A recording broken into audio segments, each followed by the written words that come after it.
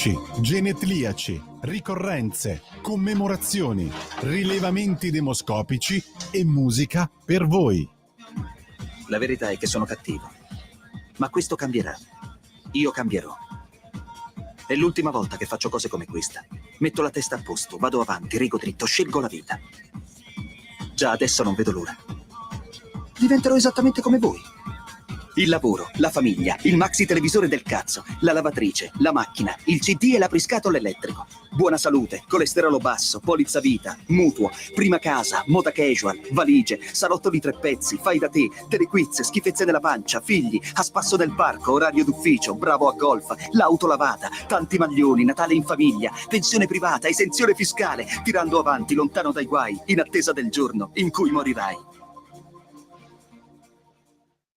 Che giorno è? In simultanea già alle 13:20, è tardissimo, quindi facciamo fretta, perché oggi tra 15 minuti nasce la puntata 0 di In Prima Fila, una rubrica dedicata al teatro con la nostra amica Patrizia Gallini, che è l'imprescindibile collaboratrice per Parola di Lettore, che anche oggi va in onda regolarmente alle 14:30. Sentiremo anche Alessandro Gigliovigna per parlare delle multe green. Finalmente si sono svegliati, e il suo commento piuttosto drastico. Convenevoli formulaici con Sveva magnificamente sul autore di comando della regia tecnica, quando sono scoccate simultanee con noi le 13:20. La commissione interna ci dice che la temperatura è assiepata, assestata, adesso vediamo qual è il termine più corretto, comunque pare sia 24,7 gradi centigradi sopra lo zero. L'abbraccio forte forte forte alla signora Adrianangela, alla signora Carmela e alla signora Clotilde. Loro ci seguono, ma ci seguiscono anche dal canale 252 del digitale televisivo terrestre, perché questa è una radiovisione che sta buona, Radio Libertà, Campo Oltre Cent'anni. Meditate gente, meditate. Poi c'è la Radio DAB, c'è il sito radiolibertà.net, il profilo Facebook, dove ogni notte che il cielo manda in terra potete approvvigionarvi delle sinossi che riguardano oltre la pagina. Poi Alexa, accendi Radio Libertà, passaparola, ve ne saremo riconoscenti. E poi naturalmente Twitch, il social d'ultima generazione, e poi anche qui non riesco più a aprire niente. Che succede qua? Che succede? Che sono in ambasce, allora ciao ragazzi da Gigi. Ciao Gigi. Lui si firma, quindi nome e cognome Gigi Colombo. Ciao Gigi Colombo, grazie per il saluto.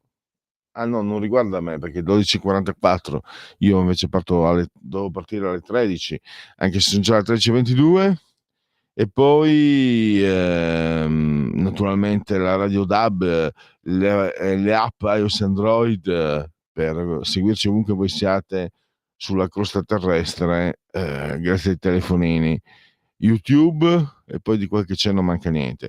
Partiamo subito, dunque vi ho già anticipato i contenuti di quello che segue nel Che giorno è, quindi andiamo subito con i genetliaci, ricorrenze e commemorazioni del 17° giorno di Ventoso, mese del calendario repubblicano. Per tutti è un 7 di marzo, venerdì, Vinas, anno domini 2025 o 2025 che dir si voglia. Alessandro Manzoni, il nipote di Cesare Beccaria. Non sempre ciò che accade dopo è progresso. Matilde Serao, la prima donna ad aver fondato e poi anche diretto un quotidiano in Italia. Vi è una fatalità che lega segretamente le persone che si debbono amare, che si debbono appartenere, addirittura. Giovanni Giacometti, un pittore svizzero di valore, era molto amico di Giovanni Segantini. Piet Mondrian, quello dei quadrati. L'aspetto delle forme naturali si modifica mentre la realtà rimane costante. Maurice Ravel, il bolero. Il mio lavoro esce lentamente, goccia a goccia. E poi Anna Magnani, per chi vi parla non la più grande attrice, andiamo oltre i generi, il più grande attore che sia mai esistito. Nessuno è, secondo me, stato grande come Anna Magnani, neanche gli immensi come Marlon Brando, con il quale lei ha recitato, eccetera. È incredibile. Tra l'altro lei è romana, ma di mamma marchigiana, come Vernalisi, evidentemente una regione foriera di virtù, il papà calabrese che non l'aveva riconosciuta.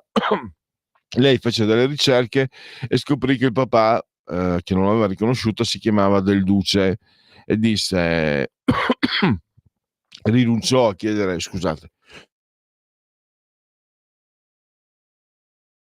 rinunciò a chiedere il riconoscimento perché disse non voglio che mi dicano che sono l'ultima figlia del Duce. Meraviglioso. Non toglietemi nemmeno una ruga, li ho pagate tutte care. Andrea Barbato, come disse Gaber, si taglia le vene, si svena due gocce. Poi Georges Perec, scrittore francese, era una di quelle persone che prevedeva che sarebbe stato sufficiente essere ambiziosi per essere intelligenti. La vita, istruzione per l'uso, il suo libro più famoso. Poi abbiamo Luciano Spalletti, Roma, Inter, Napoli, la nazionale, da Certaldo come Ernesto Calindri, Boccaccio e Rose McGowan.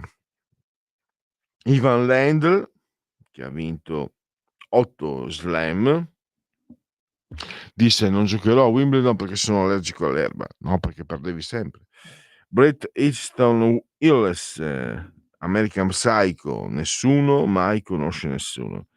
E Hollywood è tossica, ha detto Rachel Weisz, che ha vinto anche un Oscar. Allora, il primo intervallo musicale, poi andiamo a chiudere con i rilevamenti demoscopici, i sottacciati.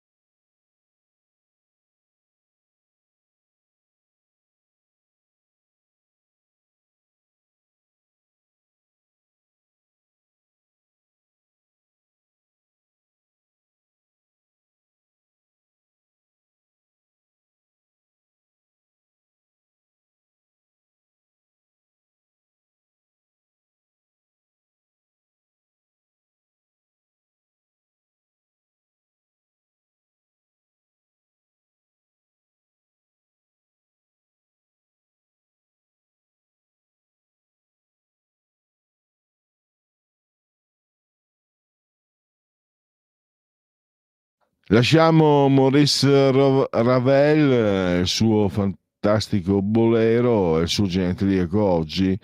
Flussi turistici, non sono neanche sondaggi, sono rilevamenti statistici, demoscopici.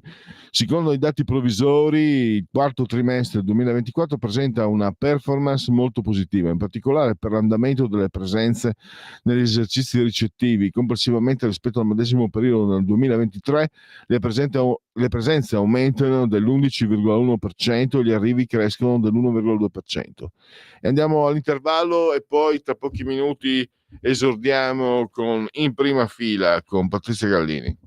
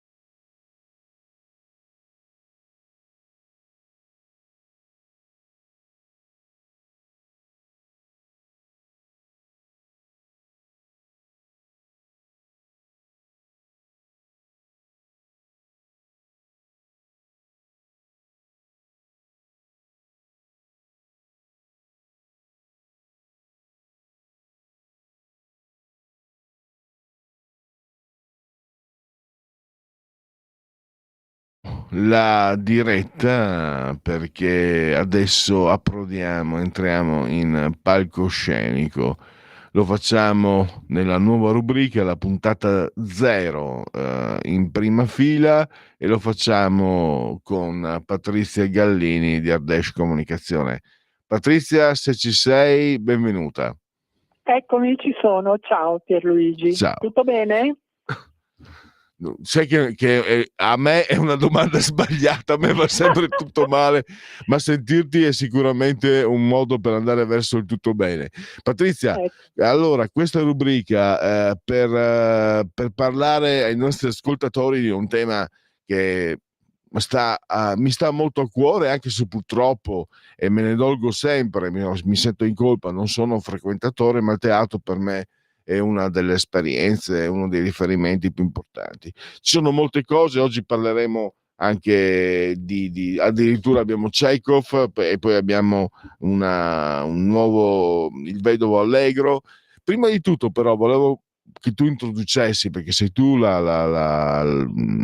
diciamo l'artefice di questa trasmissione, io sono un po' come il semaforo, un po' tue considerazioni sul teatro E poi anche so che mi spiegavi, ci sono anche delle iniziative per fortuna, tipo magari Sì, persone certo, gli questo over sicuramente. Io, 70, eccetera, eccetera. diciamo, A te la vado parola. spesso a teatro, alle prime, vengo invitata dai vari teatri e ogni volta direi che nella trasmissione andiamo a cercare due pièce che troviamo carine e che il pubblico può andare a vedere.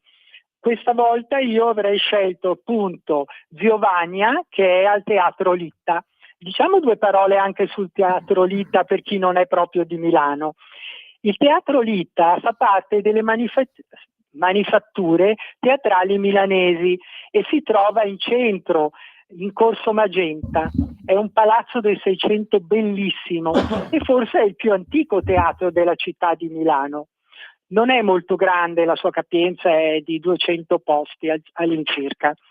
Ora, dall'11 al 23 marzo viene presentato Zio Vania, che Scene di vita, di Anton Chekhov, da un'idea di Antonio Sixti, che è anche il regista di questa pièce assieme a Claudio Orlandini. Ora, gli attori magari non sono molto conosciuti, vuoi che te li citi? Dimmi. Sì, Pronto? sì, pronto, scusami. Siccome purtroppo mi ha colpito sorella tosse, avevo tolto l'audio. Sì, Ah, sai perché? Io devo sempre dire cose un po' biografiche. Quando i primi anni, mi ricordo, io e la mia compagna andavamo anche dalle nostre parti, c'erano delle rappresentazioni di compagnie dilettanti e io ho sempre trovato che anche l'attore dilettante avesse la sua dignità, anche solo nel presente. Non è il caso di questi, ma io ho sempre amato gli attori, che siano grandi professionisti o cosa, perché solo il fatto di presentarsi sul palco è un atto di coraggio, di sfida, anche se vogliamo, di passione enorme. Quindi è parlami degli vero, è attori vero, è perché vero. E poi sono difatti questi loro sono degli quelli che. attori non particolarmente conosciuti, perché per quanto riguarda, stiamo parlando di Giovania, perché sono Fernando Calati, Gaetano Callegaro, Margherita Caviezel, Pietro De Pascalis, Maurizio Salvalaglio e Deborah Virello, che cercano di dare proprio a Giovania una collocazione molto particolare. Noi abbiamo anche la direttrice Gaia Callimani che ha detto due righe, ce l'hai l'intervista della Gaia da far sentire? Ho il file, non so se riesco tecnicamente a farlo sentire perché Ah. per gestire il computer ho qualche diciamo imperizia mia da parte mia. Casomai poi vediamo se riusciamo a farla sentire.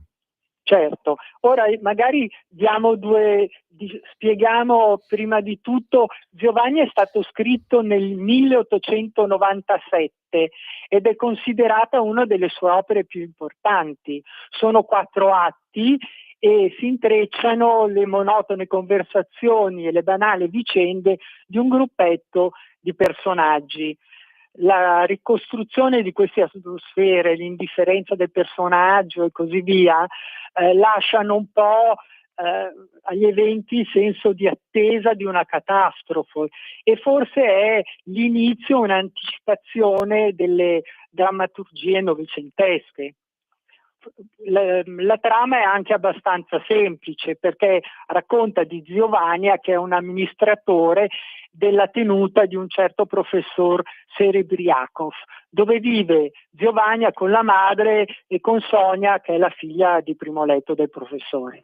La vita in campagna prosegue silenziosa, ognuno ha le sue remore, ma nessuno dice niente. Quando arriva il professore con la seconda moglie, che si chiama Elena, ed ecco che la vita di campagna viene turbata da tutte le frustrazioni di Elena, che è delusa dalla vanità di questo marito e non vuole rispondere neanche all'amore di Vania, che si è innamorato di Elena, e anche ai corteggiamenti del dottor Astrov, di cui invece è segretamente innamorata Sonia. Sono un po' le solite storie. All'amarezza delle illusioni ognuno reagisce in maniera diversa e questo ci fa un po' riflettere sul senso della vita degli individui. Ecco quello che Chekhov ci voleva dire. Leggevo che appunto per rendere questa rapsodia di sentimenti, comportamenti, è importante anche avere come riferimento questo gruppo di attori, come hai detto te, magari non sono quelli famosissimi, ma sono molto affiatati, quindi sono molto, diciamo, predisposti per una rappresentazione come questa. Guarda, vedo se riesco a far andare dal mio computer la tua intervista, un paio di minuti, un po' meno, l'ascoltiamo insieme, vediamo se parte. Sì. Gaia Calivani, sono la presidente e la direttrice di Manifatture Teatrali Milanesi, che gestisce il Teatro Litta, la Cavallerizza e il Teatro Leonardo di Milano. Io volevo sapere come mai ha scelto Zio Vania di Chekhov. Antonio Sixti, che è il nostro direttore artistico, ha sempre avuto un grande amore per le parole di Chekhov. Negli anni ha fatto il Gabbiano, ha fatto il Giardino dei Ciliegi, e questo Zio Vania lui ha voluto calarlo, adattarlo agli attori della nostra compagnia, proprio perché infatti si chiama Zio Vania Scene di Vita, proprio perché gli attori stessi mettono in scena con le parole intatte di Chekhov, quindi non è un adattamento, è Chekhov, mettono in scena, è come mettere in scena la nostra vita, che poi è quella di una compagnia di attori che lavorano in una struttura, che insegnano nella nostra scuola di teatro, e quindi ha proprio scelto il testo in base agli attori che aveva a disposizione. Lei lo potrebbe chiamare un dramma? Ma a me viene da dire una grande poesia, più che un dramma. Non vorrei che il dramma allontani il pubblico, quando invece secondo me Lo fa riflettere, Zio diciamo Vania, così. secondo me in ognuno di noi abbiamo dei piccoli drammi, grandi drammi, che ci riportano a delle parole come quelle di Chekhov. Quindi sì, diciamo di sì. Ecco, direi che è un dramma che ci appartiene. Sono drammi di famiglia, di vita, di abbandoni, di perdite e cose che appartengono a tutti noi. La ringrazio. Sì. Allora, Ecco. avete sentito, Radio Libertà ha anche un'inviata speciale, davvero speciale come Patrizia Gallini. Gallini, Patrizia, complimenti anche per questa intervista, perché abbiamo sentito proprio dalla voce di un artefice di questo PS teatrale delle osservazioni molto interessanti. Certo, Gaia Callimani si interessa di tutti e tre i teatri che fanno parte delle manifatture teatri milanesi, per cui sceglie lei i vari pezzi. Ora diamo anche due dati tecnici. Allora, certo. La durata della PS è di 120 minuti. Va da martedì a sabato alle 20:30, mentre la domenica è alle 16:30 per quelle persone che non hanno voglia di uscire la sera. Il biglietto intero costa 30 euro, mentre gli under 30 e gli over 65 spendono solo 17 euro. Sono acquistabili sul sito del Teatro Litta o su Viva Ticket. Direi che abbiamo dato un po' tutti i vari dati Fammi dare, possiamo solo Patrizia, dire buon divertimento. Scusami. Certo, fammi dare gli ultimi riferimenti proprio. Teatro Litta Milano in Corso Magenta 24, il numero di telefono se volete ulteriori informazioni è 0286 45 45 45, quindi anche piuttosto facile da memorizzare, lo ripeto, 0286 45 45 45. E qui stiamo parlando, nella mia ignoranza, Patrizia, comunque qui abbiamo un grande classico del teatro, quindi è un'opportunità molto importante, perché insomma anche quelli ignoranti come me sanno che Zio Vania è proprio lo Zio Vania è proprio una delle opere più importanti, è il teatro di Chekhov, sicuramente. Però è fatto da questa compagnia che lo rende un po' meno pesante, e per cui vale più la pena di andarlo a vedere, insomma. Pronto? Sì, pronto.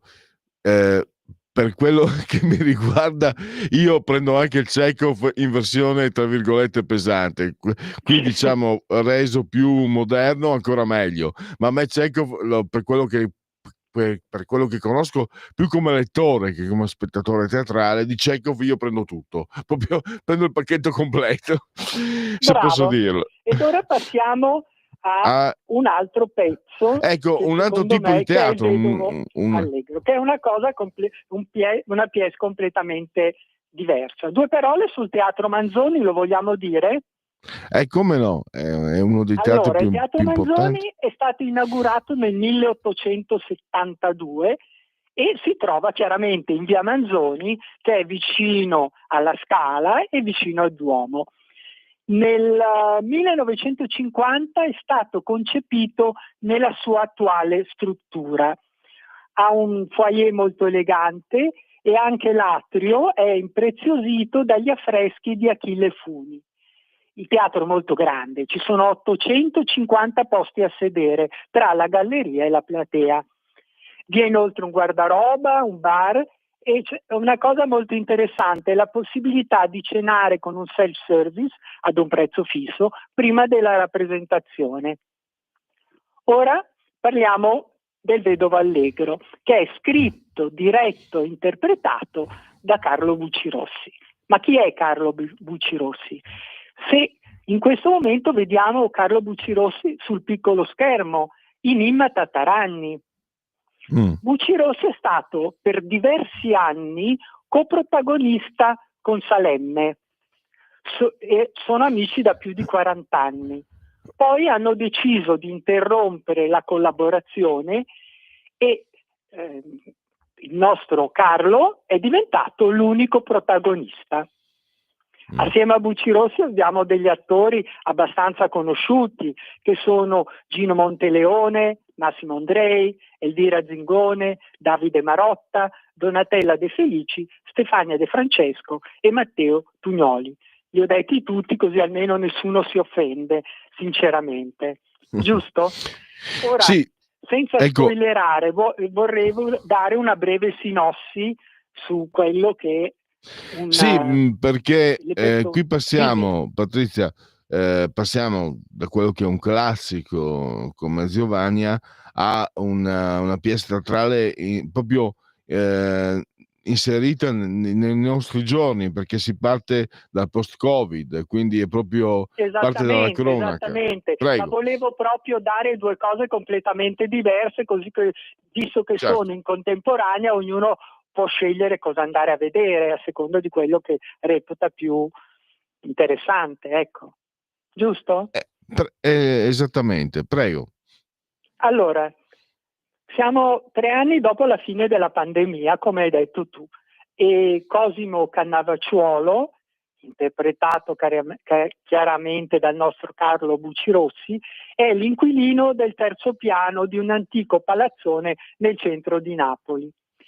Lui è affetto da ansie e paure perché purtroppo ha perso la sua amata moglie a causa del virus e anche perché la sua attività di antiquario è andata in fallimento. Così ha dovuto riempirsi la casa di tutta la merce invenduta del suo negozio. Inoltre deve anche lottare contro le minacce della banca, poiché aveva un mutuo ma non lo sta più pagando, per cui rischia la confisca del suo appartamento. Oltre a Cosimo, noi abbiamo nel palazzo alcuni personaggi. Abbiamo il bizzarro custode e i suoi 2 figli, Nuccio e Argentina, e per fronteggiare le difficoltà economiche Cosimo cosa si è messo a fare? Ha affittato una camera del suo appartamento a Virginia, che è una giovane trasformista di cinema e teatro, però essa gli porta una ventata di spensieratezza. Però la vera angoscia di Cosimo sono i coniugi vicini di casa, perché sono depositari di un drammatico segreto, che da mesi contribuiscono a rendere ancora più complessa la sua vita. Ma non voglio spoilerare oltre per dirvi se riuscirà il vedovo a uscire dal baratro del quale è sprofondato da alcuni anni. se no non vale la pena andare a vedere, giusto? Pronto? Scusami, è sempre Niente. colpa della tosse, tolgo l'audio per non disturbare la conversazione. Dicevo che questo mi sembra comunque un dramma mi sembra un dramma con il tono della commedia immerso nella contemporaneità, quindi secondo me quello che tu hai portato oggi, Patrizia, Ziovania e il vedovo Allegro, sono due aspetti dell'infinita gamma di prospettive, di offerte che ci può dare il teatro. Cioè, davvero l'opportunità di confrontarci con la rappresentazione della realtà, che non è quella del cinema, non è quella, ovviamente non è quella del nostro quotidiano, anche tante volte per carità noiosa e reiterata, e quindi mi sembra che già in questi due aspetti, no? Questi due, non so, la tua interlocutrice non vuole che Ziovania sia un dramma, comunque due rappresentazioni teatrali che già da sole cominciano a farci capire veramente cosa sia il teatro. Sì, ma ultimamente bisogna dire che moltissime pièce cercano di lanciare un messaggio, per cui anche se sono magari si ride, sono carine, allegre, lanciano sempre un messaggio, e lo trovo una cosa molto interessante che abbiano quest'idea, non trovi? Io sì, credo che sostanzialmente questo sia comunque il teatro. Cioè il teatro è tanti aspetti e tante facce, quello di rappresentare la realtà. Poi io tante volte pensandoci vedo proprio anche l'aspetto quello fisico, cioè la sfida tra l'attore che va in diretta rischiando sempre comunque di sbagliare, e se sbaglia un attore grave perché ha poco da rimediare, e il pubblico che da una parte, questa è una mia interpretazione personale, mi piacerebbe sentire un tuo parere, chi va ad assistere alla rappresentazione da una parte aspetta l'errore, aspetta che l'attore compia l'errore, si inciampi, sbagli la pronuncia, sbagli la parola, dall'altra però spera che l'attore non sbagli in modo da poterlo applaudire. Questo secondo me è uno dei rapporti, delle tanti aspetti affascinanti della rappresentazione teatrale. Tu che sei sicuramente molto più, assolutamente molto molto più pratica, esperta e conoscitrice di questi aspetti, volevo capire se quello che penso io magari è solo un aspetto assolutamente, come dire, Secondario, dici? sì, No, secondario, no, io o se c'è trovo che anche sia questo. vero anche questo, però poi ogni persona ha il suo gusto, per cui tu vedi delle volte, mi è capitato andando alle anteprime con i vari giornalisti e così via, a chi è piaciuto moltissimo e chi fino a un certo punto, proprio perché ognuno di noi ha il suo gusto, ha il suo modo di vedere le cose, e mi è capitato proprio venerdì che sono andata a vedere un musical, non dico il nome chiaramente perché non è carino, però a me non è piaciuto più di tanto. Un'altra giornalista accanto a me era entusiasta del musical. Vedi come ognuno ha il suo gusto, il suo modo di vedere le cose, ma guai se non fosse così. Poi se è un capolavoro, questo lo devono ammettere tutti, anche quelli più ignoranti, ecco, diciamo così. Dobbiamo anche dare due dati sul Vedovo Allegro, che è Sì, dall'11 sì, al sì, 23 giusto, marzo, giusto. perché non abbiamo detto gli orari È vero, è né. vero. Ecco, perché loro in questo caso ai feriali è alle 20:45, mentre è alla domenica e non il sabato, alla domenica è alle 15:30. In più il sabato 22 fanno due spettacoli, uno alle 15:30 e uno alle 20:45. La durata è di 1 ora e mezza più l'intervallo. Due notizie pratiche sui costi del biglietto, visto variano da 37 a 26 euro più la prevendita. Agevolazioni per gli under 26, circuito Ticket One oppure online sul sito del teatro o telefonando al Manzoni.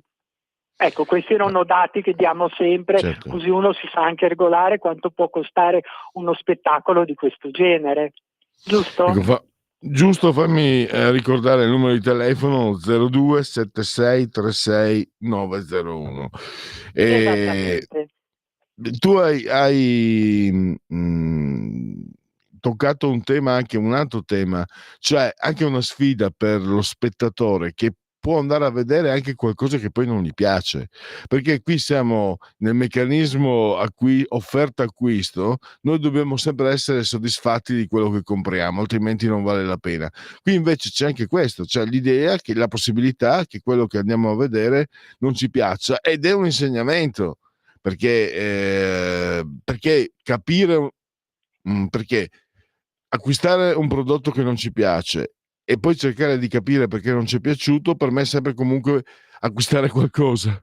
Spero di essermi Sì, spiegato. ma sicuramente mi è anche capitato di andare a vedere una pièce teatrale piuttosto che un film, che dopo che l'ho visto ho detto ma non è che mi sia piaciuto molto, però bisogna vedere un po' che cosa c'è in giro, apre la mente in tutti i casi, diciamo così, giusto?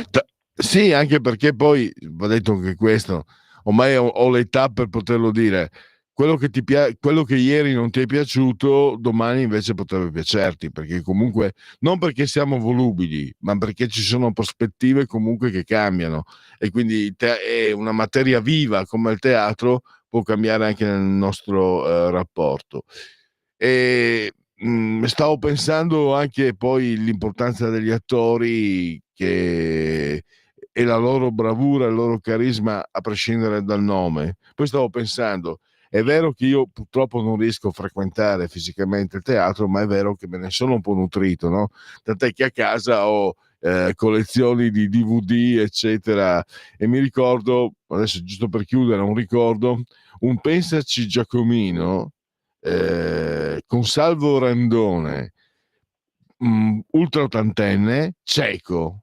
Quando entra in scena, anche in televisione, perché poi io l'ho visto in televisione, no? In DVD, anche in televisione, quando entra in scena, senti un carisma, senti a parte che sto parlando di un gigante assoluto, ma senti la potenza del teatro trasmessa attraverso il carisma di un grandissimo attore. Anche questo è teatro. È vero, te ne Cosa do ne atto pensi? assolutamente.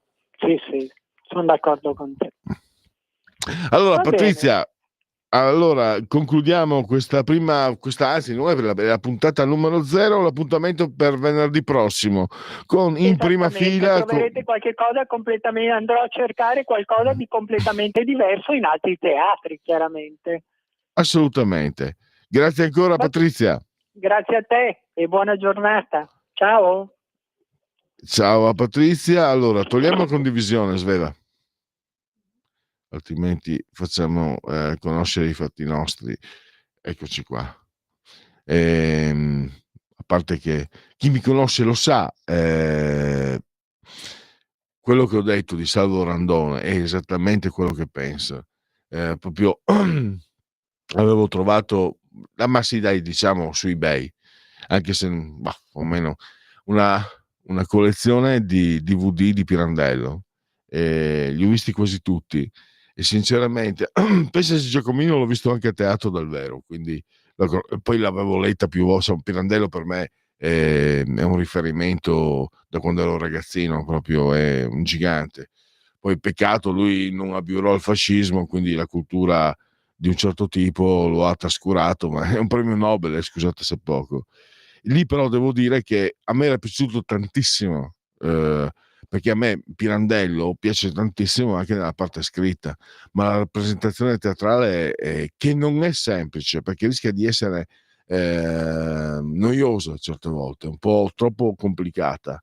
In Pensaci Giacomino entra Salvo Randone e tu entri completamente nella dimensione del teatro, vai oltre quello che lo stesso Pirandello quello che Pirandello voleva trasmettere, al di là della parola pronunciata. Carisma allo stato puro. Allora, abbiamo e vai, caso Diciotti, risarciamo tutti i clandestini, decretano i giudici con i nostri soldi, non con i loro, vogliono lo sconto sociale e lo avranno, mentre Mattarella fa il bello in Giappone con la figlia, scrive Maurizio.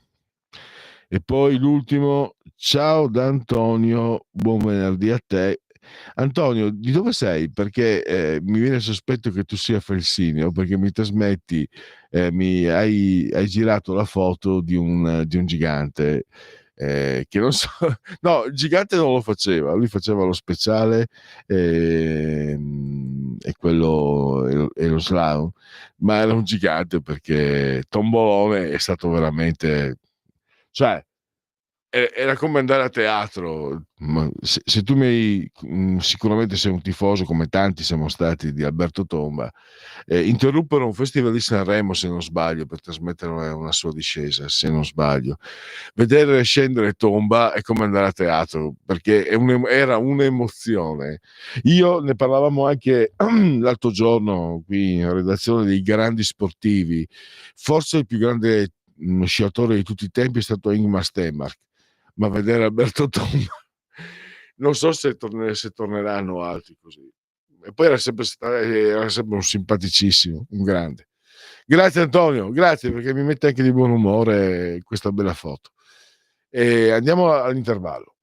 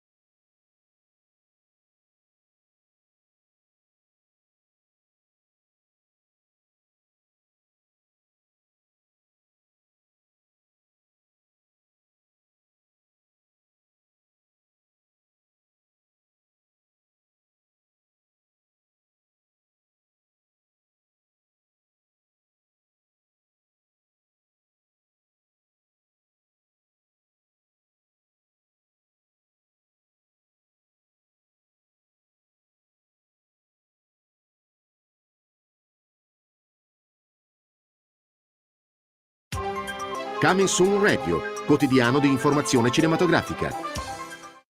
Il premio Oscar Robert De Niro Hai preso una strada molto pericolosa. interpreta il duplice ruolo di Frank Costello e Vito Genovese. Ma perché non l'abbiamo mai prese prima? Diretto da Barry Levinson. Che è successo? Dai creatori di Quei bravi ragazzi, Bugsy e The Irishman. Ho chiuso. Di Alton Heights, i due volti del crimine. Dal 20 marzo al cinema.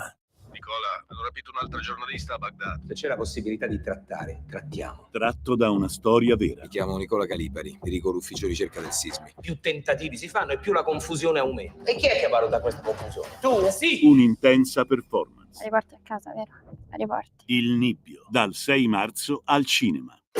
La critica è unanime. A Real Pain è uno dei migliori film dell'anno. Io e Dave siamo cugini. Nostra nonna era di qui, così Dave ha pensato a questo tour polacco geriatrico con voi, brave persone. Candidato a 2 premi Oscar. Gli voglio bene e lo odio e vorrei essere lui. A Real Pain, dal 27 febbraio solo al cinema. A marzo. E lo sbirro diventa gangster. Il film più adrenalinico dell'anno. Tu non sei un killer, io sì. Arriva solo al cinema. Andiamo! Sei pronto? Ci puoi scommettere. Gerard Butler. Nella tana dei lupi 2. Pantera. Nessuno può fregarmi. Dal 6 marzo al cinema. A febbraio Va tutto bene, signora Darcy? Oh mio Dio, sotto quest'albero crescono uomini. Bridget Jones ritorna Piccolo Darcy, che si dice? per un ultimo capitolo. Bridget Jones, è ora di vivere. Ti ho messa su Tinder. Bridget Jones, un amore di ragazzo, dal 27 febbraio al cinema.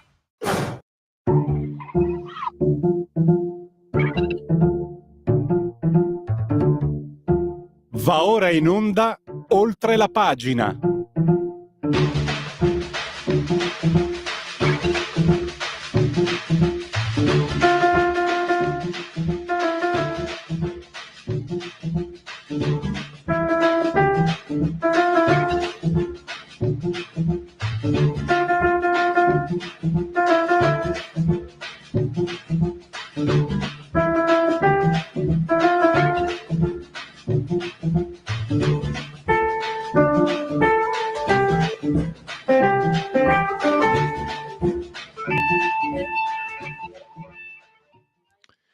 Eccoci qua. Allora, voglio commentare perché vedo Mosca, risponderemo Riamo europeo, Salvini attacca Macron, è un matto, mai in un esercito europeo comandato da lui. Dicevo a Sveva, perdonami se sono leghista, ma do ragione a Salvini pienamente. E stavo dicendo che anche sono sbalordito dalla facilità con cui si parli di guerra, no? Perché sullo sfondo, altro che effetto deterrente, voglio vedere come deterri l'effetto di una bomba atomica. Ma volevo concludere perché è sempre un piacere parlare con Sveva, perché è un'interlocutrice, oltre che una grandissima un grandissimo tecnico, grandissima tecnica, vabbè, ne parlavamo ieri, perché Sveva non è solo, cioè c'è l'argomento pesante. Io posso anche essere cinico e pensare che poi non si arriverà mai comunque, ma quando tu parli di un argomento così pesante, con tanta faciloneria, con tanta approssimazione, con tanta superficialità, questo significa che abbiamo delle classi dirigenti in Occidente che fanno veramente paura, sono spaventosamente inadeguate. Cioè Churchill non parlava così, ma neanche Craxi, anzi, ma neanche Mitterrand, ma addirittura oso dire neanche la Merkel. Ma neanche, pensate, arrivo a dire neanche Berlusconi. Siamo arrivati a un deterioramento incredibile, perché, ripeto, forse probabilmente, anzi, non è solo un auspicio, realisticamente non arriveremo alla guerra atomica, ma quando tu ne parli come ne parlano Macron, Ursula von der Leyen, ma ha ragione Salvini a dire un matto. No, ma non lo devo dire io, perché da questi microfoni sembra piaggeria. Vabbè, scusate lo sfogo, ma andiamo a parlare di altro. Restiamo comunque sempre in tema europeo, perché Alessandro Gigliovigna è stato drastico nel suo commento sulla, diciamo, sullo stop alle multe green sull'automotive. Allora, finalmente si stanno svegliando. Allora, qui Parlamento. Qui Parlamento. Allora, intanto fatemi dare il benvenuto a Alessandro Gigliovigna, che è il presidente della Commissione Affari Europei a Montecitorio. Bentornato ai nostri microfoni, Alessandro. Grazie, bentrovati, un saluto ai vostri radioascoltatori. Allora, sono state rinviate le multe green e il tuo commento è stato lapidario, Alessandro. Finalmente si stanno svegliando. Ecco, partiamo da qui. Ecco, quello che è stato deciso, te lo chiedo, la battuta finalmente si stanno svegliando è proprio perfetta. Parto da qui. Possiamo sperare che costoro si siano veramente svegliati o stanno rinviando per tornare di nuovo magari all'attacco su questo fronte, secondo te?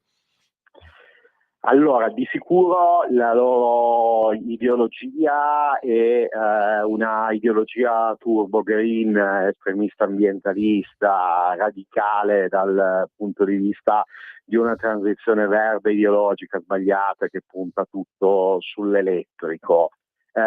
Si sono svegliati non nel senso che hanno capito che questa linea è una linea sbagliata, è una cavolata, ma si sono svegliati nel senso che hanno capito che da parte degli stati, di moltissimi stati membri oramai, e dobbiamo dirlo, capitanati dal nostro paese, dall'Italia, e da parte di moltissima parte dei cittadini europei e dei partiti politici che vogliono un altro tipo di ambientalismo, capitanati dalla Lega, che su questa idea ha le idee molto chiare, si sono svegliati nel senso che hanno capito che non passano, hanno capito che non li facciamo passare, che noi non applicheremo in Italia e in molti altri paesi europei questa linea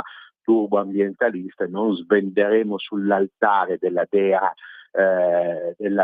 Green, Greta Thunberg, il nostro lavoro, le nostre fabbriche, le nostre imprese e le vite dei nostri lavoratori.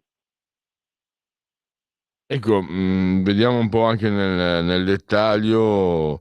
Ci sarà anche la flessibilità garantita alle case automobilistiche per le multe che sarebbero dovute entrare in vigore per i produttori che superano il limite di 90 grammi di emissioni per chilometro. Però anche ho letto ieri, però le notizie comunque sono preoccupanti, perché ho letto di una importante casa automobilistica che ha annunciato non so quanti licenziamenti, adesso il numero, ma era un numero alto.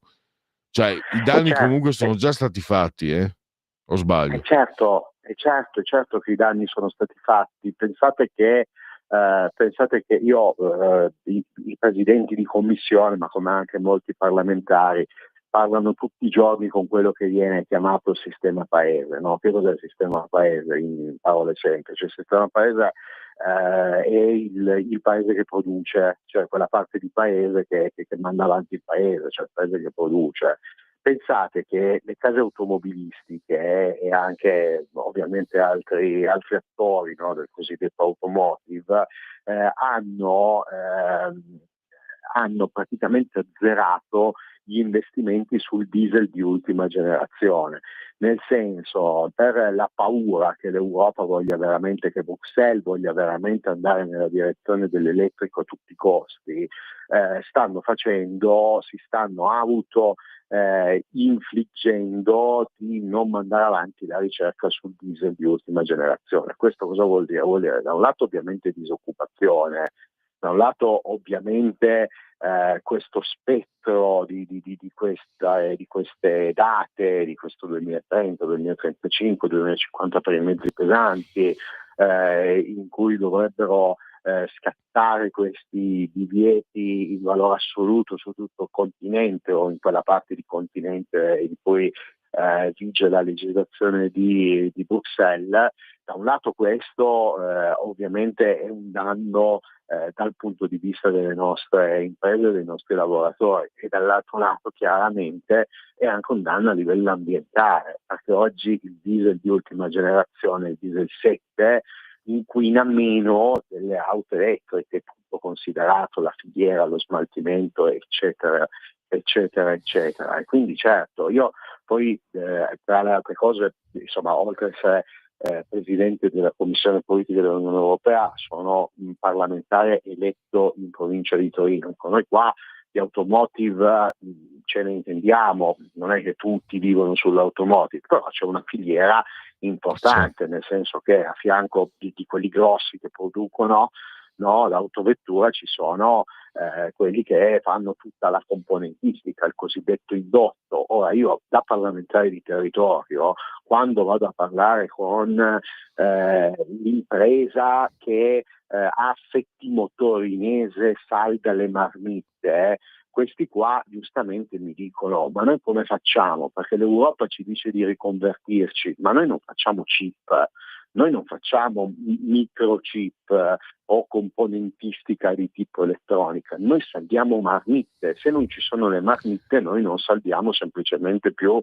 le marmitte, noi costruiamo le marmitte, quello è il nostro core business. Come facciamo? Ed è chiaro che tutto l'insieme, anche solo le notizie, anche solo per seguire quelle politiche, crea un danno incredibile al nostro settore. E quindi certo, questo è un obiettivo importante, questo di non infliggere le multe a chi produce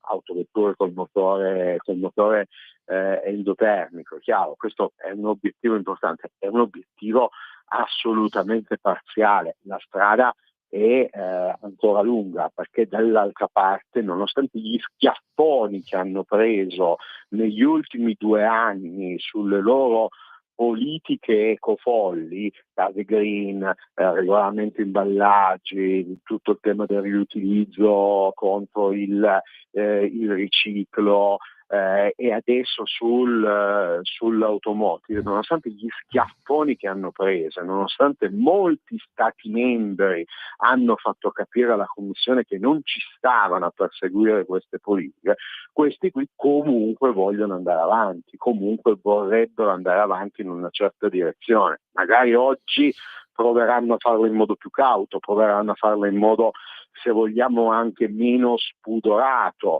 ma la Lega deve continuare a vigilare e il nostro paese deve continuare a vigilare, e noi su questo assolutamente ci siamo, nel senso che tutti i parlamentari della Lega che sono interessati o che sono all'interno di commissioni parlamentari che si occupano di questo tema sono preparati, sono sul pezzo, sono allineati. I nostri europarlamentari a Bruxelles sono preparati, sono assolutamente allineati e portano avanti questa battaglia.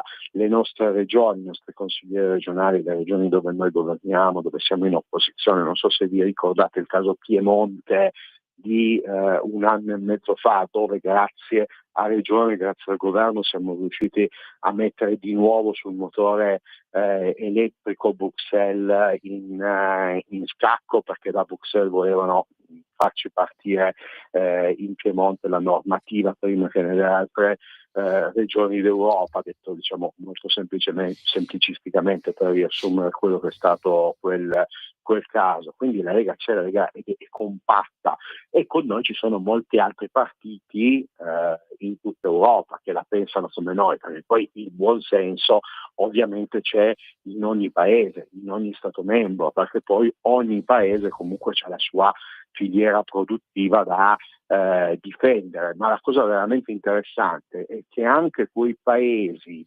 come per esempio i paesi del nord Europa, la Scandinavia, la Germania, la stessa Danimarca, che una volta erano più allineati a parole con le politiche eco-radicali, eco-estremiste di Bruxelles, oggi si stanno ricredendo, nel senso che oggi l'atteggiamento della Danimarca nei consigli europei è molto più moderata e molto più verso il buonsenso, perché semplicemente perché difendono il loro sistema produttivo, come noi difendiamo il nostro sistema produttivo, come tutti insieme difendiamo il sistema produttivo europeo. Questo è da sempre un continente di produzione e si è svegliato persino Mario Draghi, sembra quasi di dire qualche cosa di un'eresia in politica, quando si dice si è svegliato. Sì, finalmente si è svegliato anche Mario Draghi,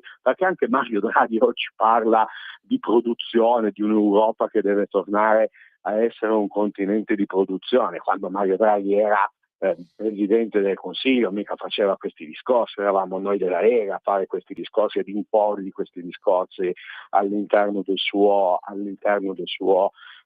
governo. Quindi piano piano si stanno svegliando nel senso che hanno capito che certe politiche sono imperseguibili, perché poi c'è un muro fatto di paesi, di partiti, di cittadini, di eletti da tutti i territori d'Italia ed Europa, c'è un muro e oltre quel muro non si passa, e la nostra battaglia oggi è anche questa, a difesa delle imprese e dei lavoratori d'Italia ed Europa. E un'ultima domanda prima di lasciarti i tuoi impegni, cioè il fatto che queste scelte, che naturalmente sono sempre sospette quando sono dettate da fanatismo, però mi domandavo questo, il fatto che queste scelte favoriscano in modo veramente palese, a dir poco, la Cina, è una conseguenza di una inadeguatezza di chi queste scelte le compie o suggerisce cattivi pensieri?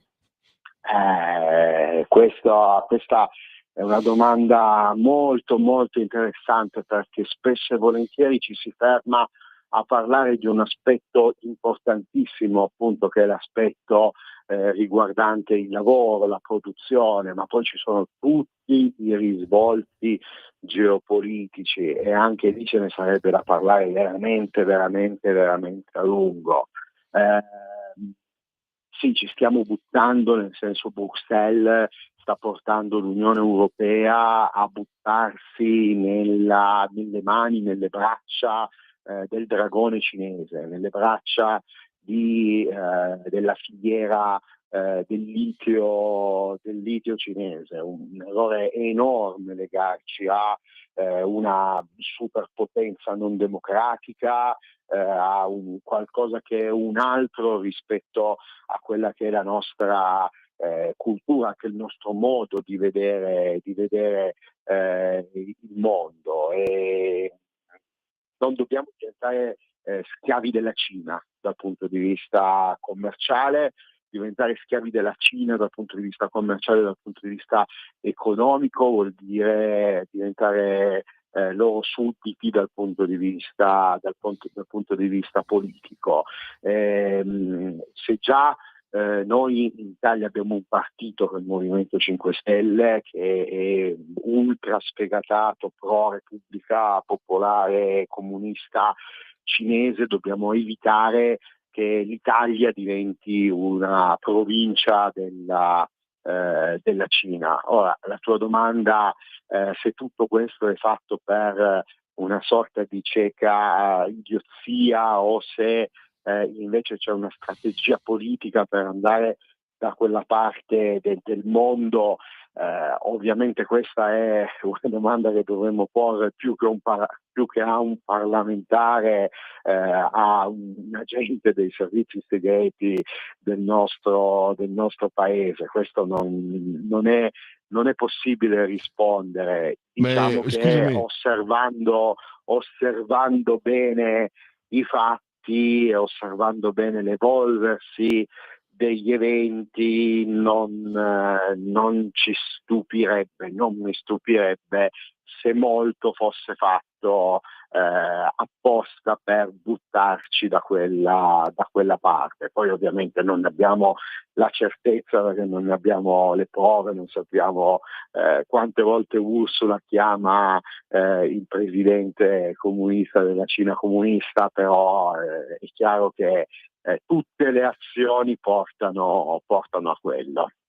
No, chiaramente La mia domanda era ispirata anche da quello che abbiamo visto, che stiamo vedendo col Qatar Gate, o mondiali organizzati in un paese dove i diritti delle donne non esistono, che ha provocato forse addirittura 4.000 morti, e la maggior parte dei morti per i lavori dei mondiali erano immigrati trattati con misure veramente schiaviste.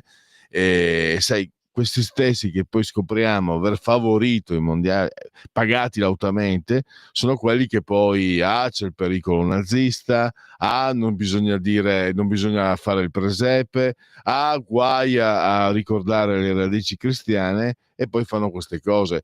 Lì, Alessandro, al di là adesso chiaramente qui lo sai, no? Giochi in casa, però al di là del giocare in casa tra me e te, io come cittadino sinceramente non uso termini forti, ma mi girano le scatole pesantemente come cittadino.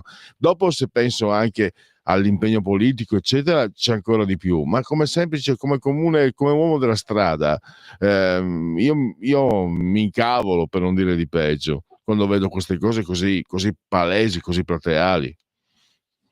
Per non parlare del fatto di uno scandalo che secondo me è 1000 volte più grave del Qatar Gate, di soldi dati dalla Commissione europea, in particolare da Timmermans, a lobby ambientaliste per spingere europarlamentari a appoggiare le politiche ambientaliste, turboambientaliste della stessa Commissione europea.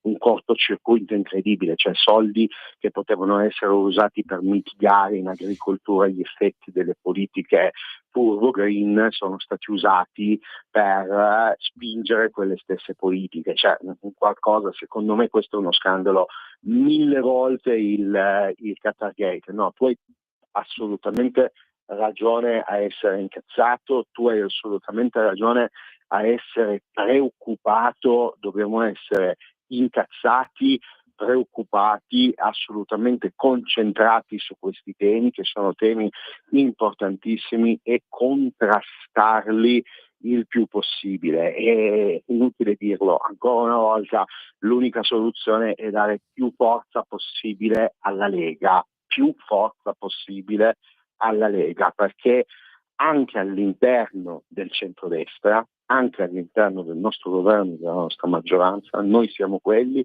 che su questi temi sono più preparati e che su questi temi battiamo in Europa, a Roma e nelle regioni in modo più forte e più incisivo. E se l'Italia si sta muovendo in questo modo è sì grazie al fatto che c'è un governo di centrodestra e che quindi la sensibilità è più o meno la stessa all'interno di tutta la maggioranza, ma è anche perché la Lega su questi temi non molla, e quindi l'appello ovviamente è sempre lo stesso: dare più forza possibile alla Lega. E con questo possiamo chiudere, ringraziando ancora Alessandro Giglio Vigna, Presidente della Commissione Affari Europei a Montecitorio. Grazie davvero e a risentirci presto. Grazie a voi, grazie a voi. Buon pomeriggio. Allora, adesso facciamo 30 secondi di intervallo musicale per riprendere il fiato e poi chiudiamo con Segui la Lega.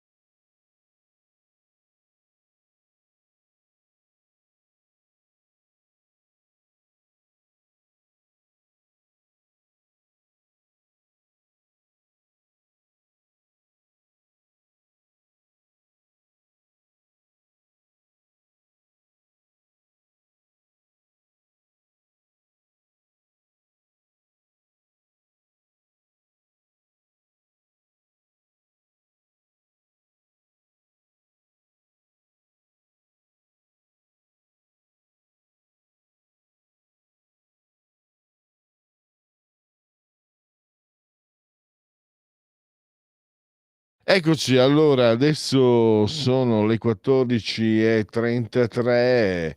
Allora, abbiamo c'è Maurizio, vergogna Meloni, altri soldi a Zelensky e Ursula, è così che si diventa leader in Europa?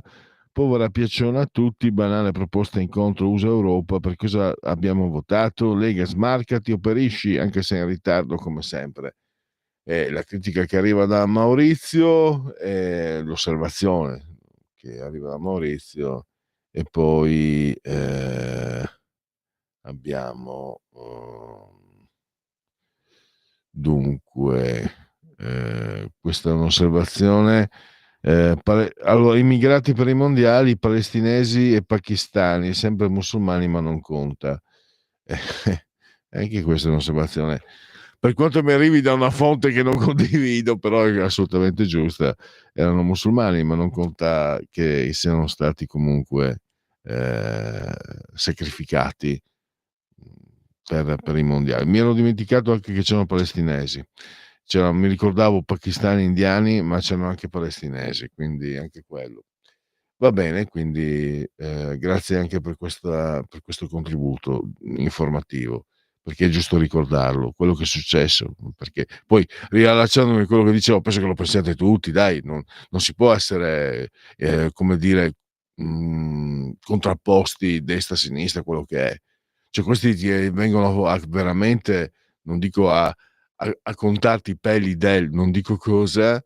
Non puoi dire Maria, non puoi dire Presepe, non puoi dire Buon Natale. Ve lo ricordate il regolamento che fu sputtanato, per fortuna credo l'iniziativa fosse leghista, un paio d'anni fa, e poi scopri che tanti di loro sono stati pagati per agevolare i mondiali in Qatar, dove si sono comportati in una maniera platealmente devastante nei confronti della povera gente, che poi giustamente questo ascoltatore ricorda musulmani, pakistani e palestinesi, povera gente, cioè lavoratori, gente che lavora, perché poi se uno va in un cantiere dove c'è uno stadio per i mondiali di calcio, è uno che lavora, è uno che deve portare a casa il pane e lavora. Quindi io che sono stato operaio per anni, ultimo anello della catena sociale, operaio, mi sento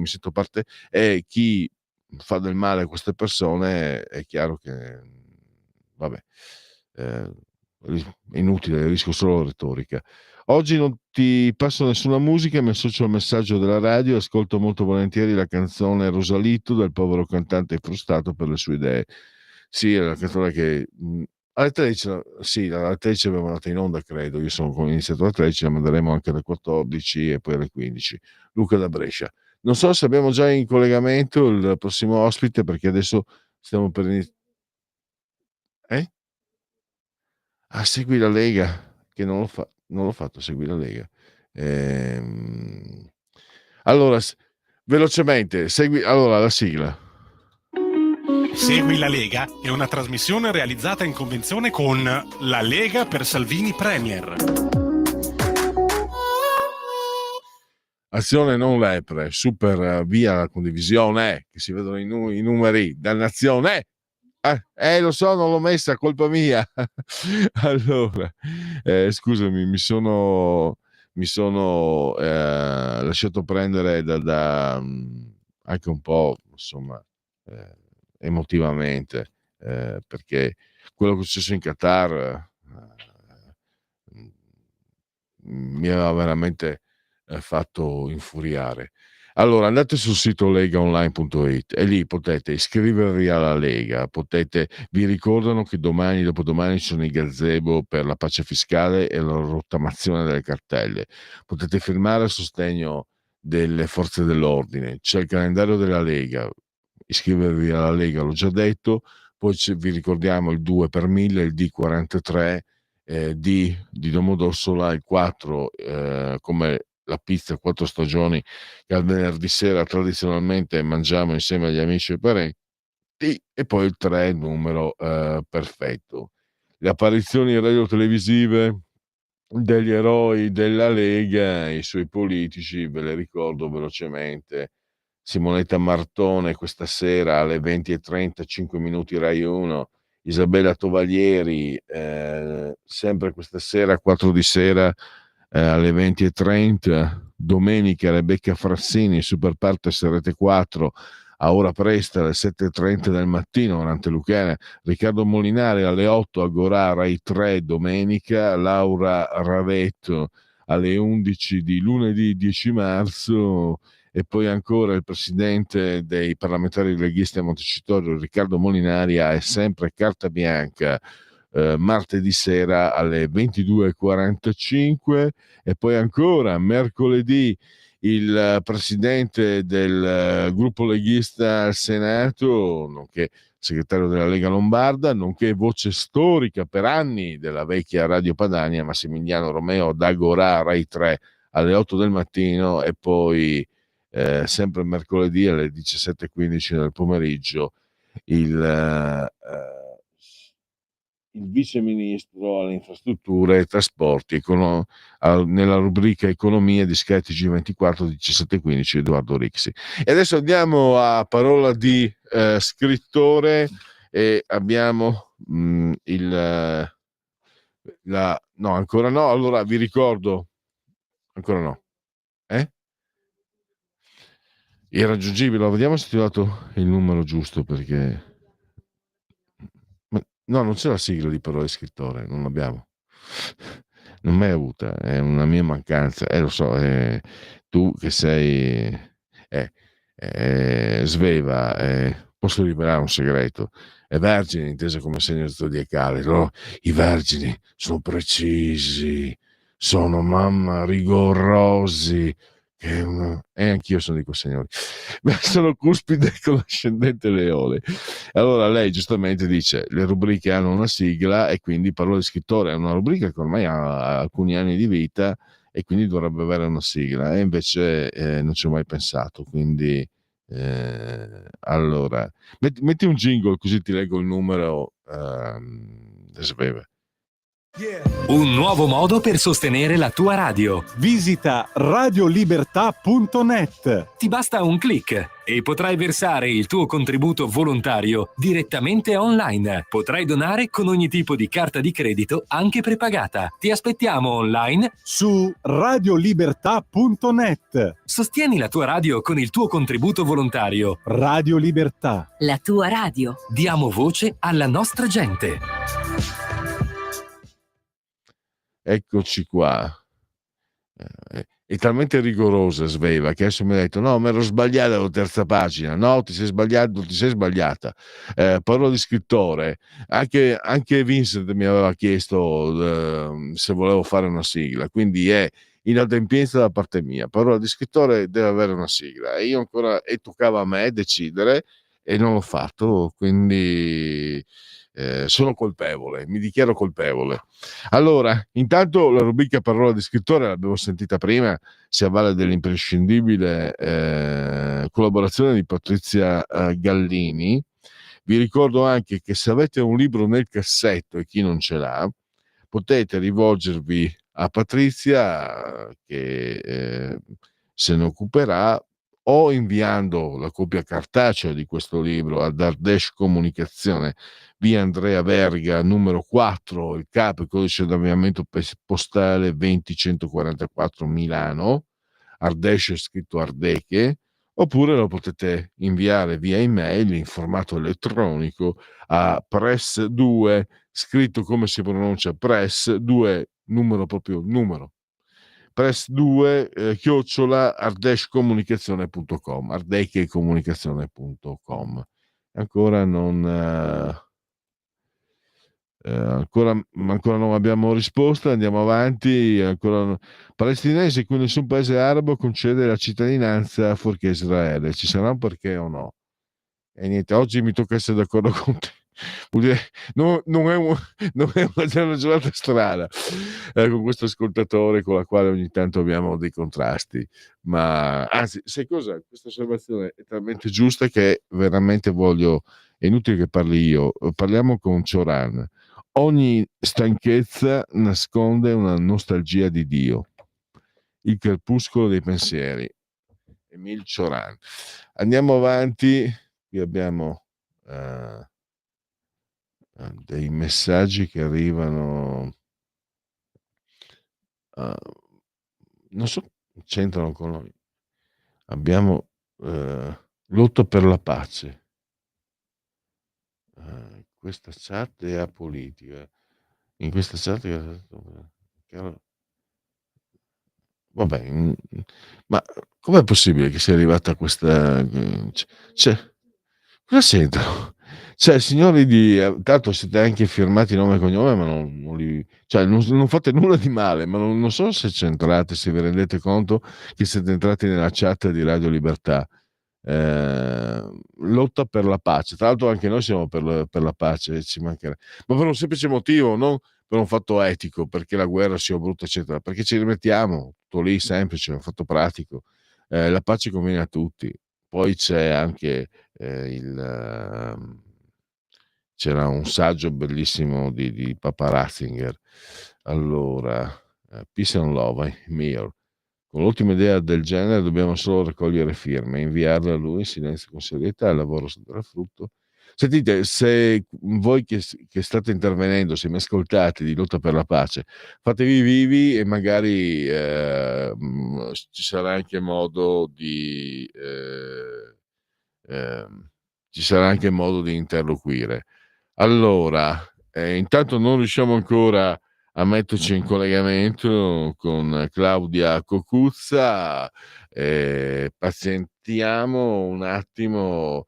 Allora, mettiamo un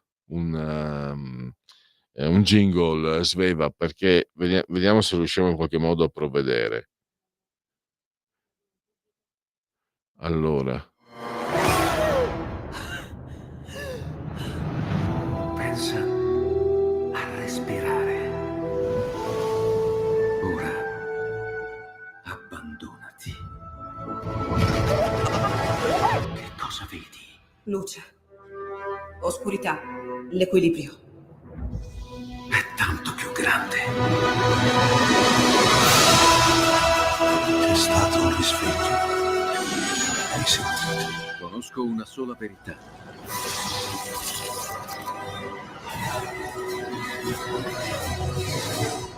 Movie Time ti fa entrare nel vivo del cinema, ti fa sentire come se fossi tu il protagonista del grande schermo.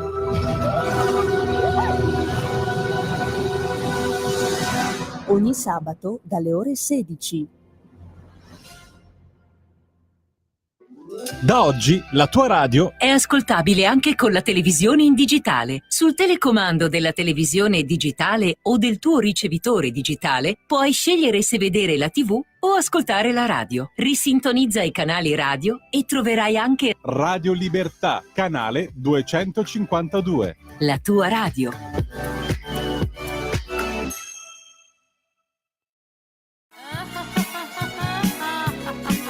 Pesca dalla rete, le interviste di Luisella Pescatori, detta La Pesca, con le freelance di Rete al Femminile, le voci fiere di una nuova prospettiva, ovvero segreti e consigli del lavoro autonomo declinato al femminile.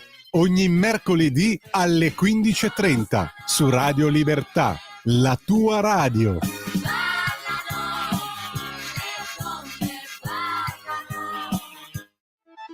Stai ascoltando Radio Libertà, la tua voce libera, senza filtri né censure, la tua radio. Un nuovo modo per sostenere la tua radio. Visita radiolibertà.net. Ti basta un click e potrai versare il tuo contributo volontario direttamente online. Potrai donare con ogni tipo di carta di credito, anche prepagata. Ti aspettiamo online su radiolibertà.net. Sostieni la tua radio con il tuo contributo volontario. Radio Libertà. La tua radio. Diamo voce alla nostra gente.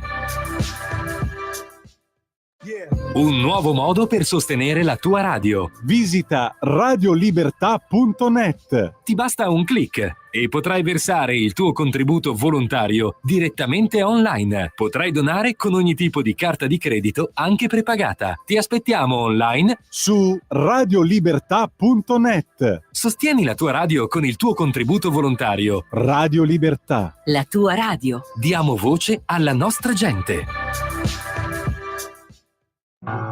Porta con te ovunque Radio Libertà. Scarica la app per smartphone o tablet dal tuo store o dal sito radiolibertà.net. Cosa aspetti?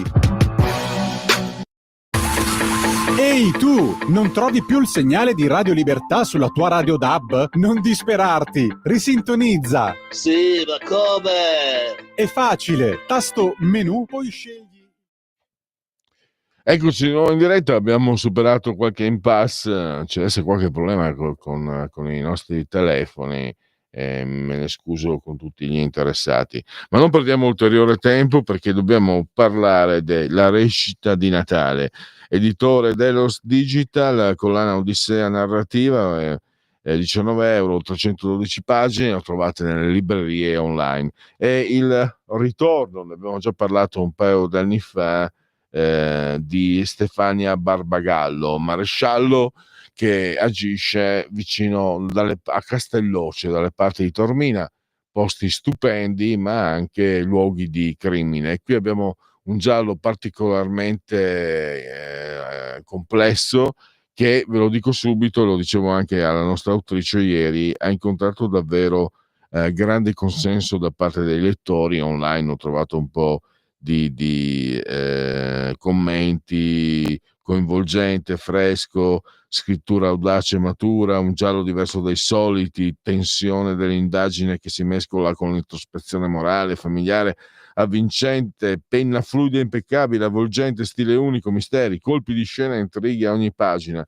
adrenalinico, intreccio giallo perfetto, alta tensione, molto ben riuscita la caratterizzazione dei personaggi veri e autentici, trama solida, curata, un libro che ti cattura fin dalla prima pagina. Insomma, Claudia Cucuzza, clienti soddisfatti, direi che è il massimo della soddisfazione. Claudia Cucuzza ovviamente è l'autrice di questo giallo. Benvenuta, ci perdoni ancora per l'impasse, non dipende proprio da noi ma dai mezzi tecnici.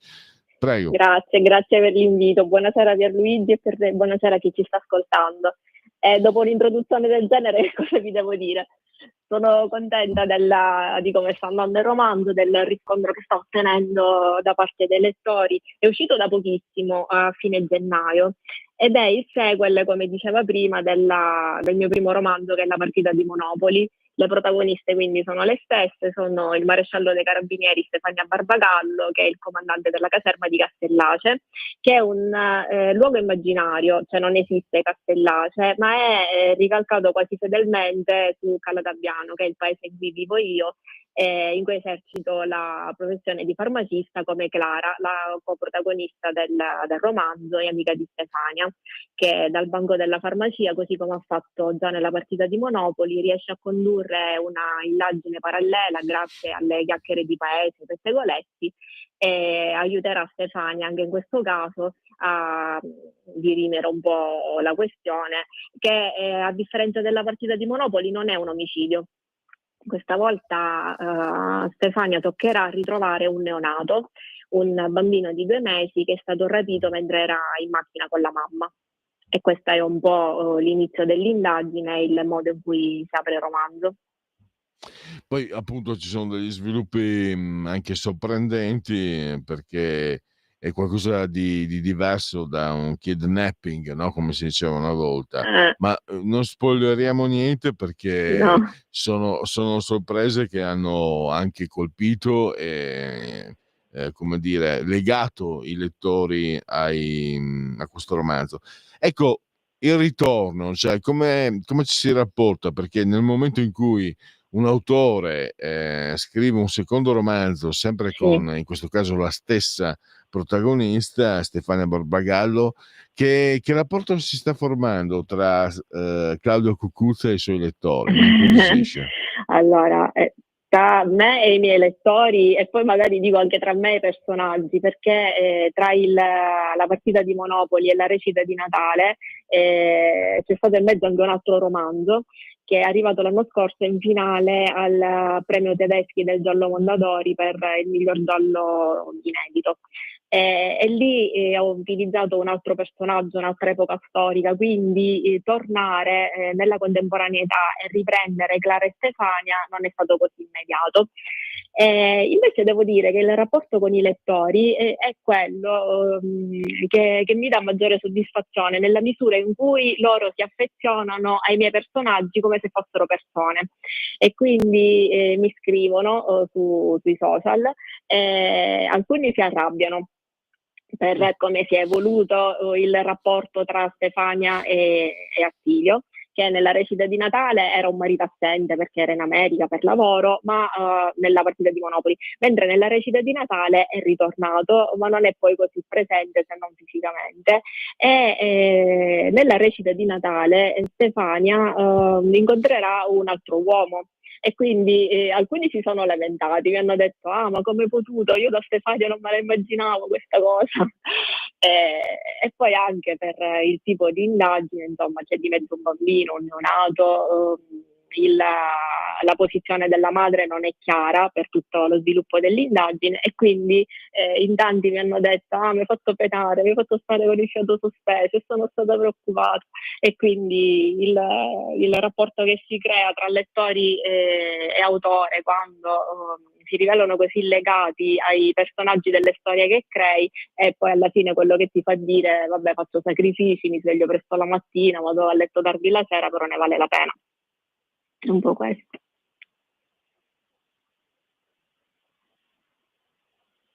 Pronto? Pardon, eccoci. No, in questo caso è colpa mia. Sono affetto da sorella tosse, quindi tolgo l'audio, e poi, siccome ormai sono anziano, un po' rimbecillito, dalle mie parti, Claudia, si dice vecchio in siminetta in friulano. Allora, no, invece l'osservazione è seria. Come appunto ho una certa età, il giallo e il thriller era letteratura, era narrativa di genere. Invece, grazie anche a questa rubrica Parola di scrittore, ormai è uscito, è stato sdoganato, perché lei racconta anche le vicende personali familiari, cioè il giallo, il thriller diventa uno strumento per introspezione, ma anche per non è questo, magari in altri ambiti, ma anche per altri romanzi, è anche occasione di analisi sociale, addirittura anche politica.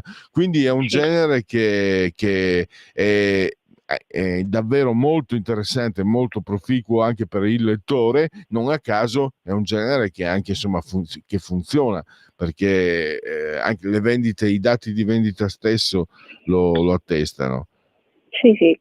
Sì, ma in effetti anche nel mio caso, quando mi chiedono perché tu scrivi il giallo, allora io scrivo il giallo un po' per la mia attitudine da lettrice, e un po' perché il giallo con una sfumatura un po' noir mi aiuta a incastonare dei problemi sociali che, insomma...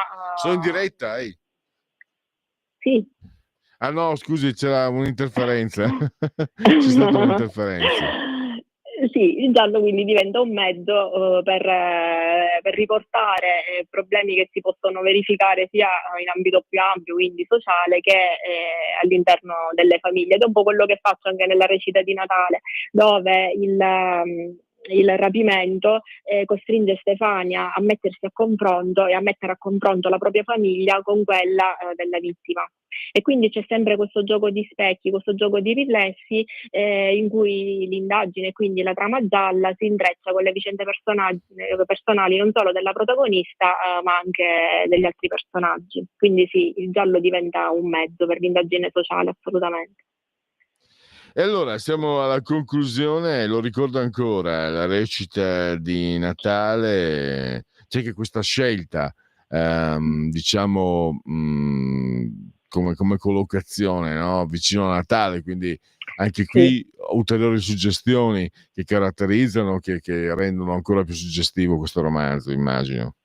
Sì, ho voluto creare il contrasto tra un periodo che si immagina armonico, sereno, davanti al focolare domestico, e poi invece la brutalità del crimine che viene commesso, che è il rapimento di un bambino. E poi mi piace un po' giocare, come ho fatto con la partita di Monopoli, adesso con la recita di Natale, con un evento ludico, giocoso, che in realtà ha un doppio significato. Lo aveva nella partita di Monopoli e lo ha adesso nella recita di Natale, dove sì, il romanzo si apre con la piccola di Stefania che deve interpretare l'angioletto nella recita di Natale alla scuola dell'infanzia, però poi questa recita è in realtà una recita che un po' tutti i protagonisti del romanzo portano avanti, indossando una maschera che forse cadrà alla fine.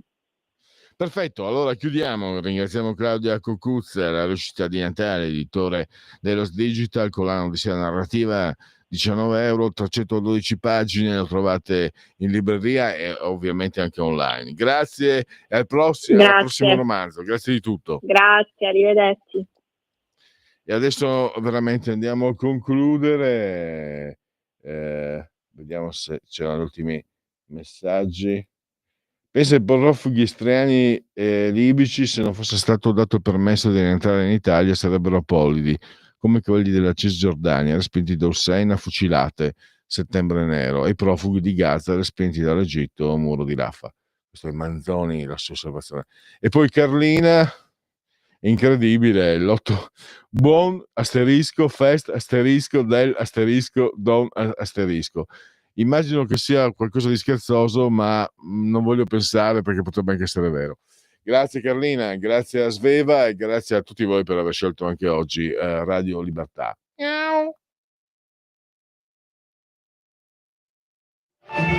Avete ascoltato Oltre la pagina.